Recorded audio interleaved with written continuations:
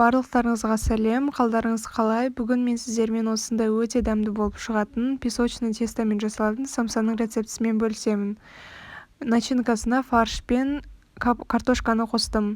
Ең алдымен ыдысымызға ситадан нанымызды өткізіп аламыз. Оның үстіне тұз бен разрыхлителімізді қосып жақсылап араластырамыз. Осы сухой ингредиенттерімізге жұмсақ еріген сары майымызды саламыз. Бөлме температурасында болуы керек. Осыны енді ұнмен жақсылап еземіз. Видеода көрсетілгендей масса болғандан кейін үстіне қаймақты саламыз. Қаймақтың пайызы маңызды емес. 200 грамм қаймағымызды салып, жақсылап жұмсақ қамырды илейміз.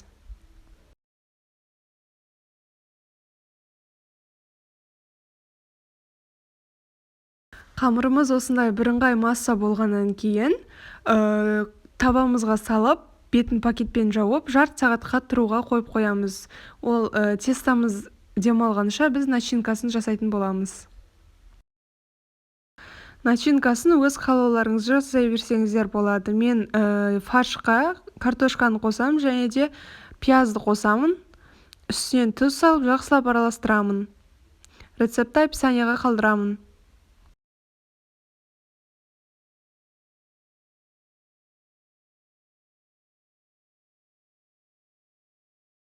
Фаршымыз дайын болды. Енді біз тестамызды алып, екі бөлікке бөліп, сосын екі бөлікті тағы да бөліктерге бөліп, жақсылап домалақтаймыз. Сосын ол домалақты жаятын боламыз.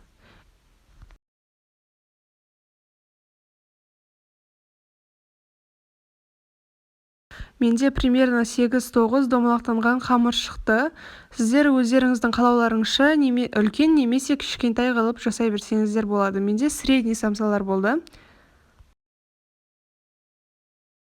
Осылай домалақтап жайып, ішіне начинканы салып, жақсылап бір-біріне жабыстырамыз.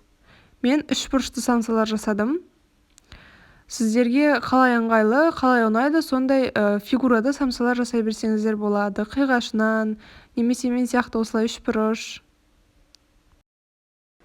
Енді дайын болған самсаларымызды противенге саламыз. Менде өте сочный болды. Пиязын көп қылдым, сондықтан сәл астына ағып кетті, бірақ ештеңе етпейді. Бұл песочный тесто болғандықтан ішінде жақсы ұсталым тұрады. Қатты ұсталым тұрады, тығыз. Сондықтан сыртына ештеңе ағып кетпейді, қорықпай қойыңыздар. Үстіне жұмыртқамен жағып, кунжутты сеуіп, 180 градусқа бір жарты сағатқа жібердім. Осымен біздің самсаларымыз дайын болды. Өте әдемі және де өте дәмді болып шығады. Барлықтарыңызға ас болсын. Қонақтарыңыз келгенде жасап берсеңіздер, өте дәмі керемет самса болып шығады.